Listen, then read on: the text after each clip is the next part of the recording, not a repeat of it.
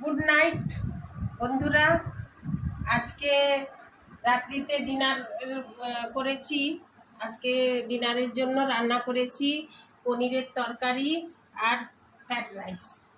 আজকে নিরামিষ, নবরাত্রি, দুর্গা ঠাকুরের রাজ পুজো, ওই জন্যে আজকে নিরামিষ। সকাল থেকে আজকে নিরামিষ, কালও নিরামিষ খেয়েছি, আজকেও নিরামিষ। কাল শনিবার ছিল, আজকেও নিরামিষ।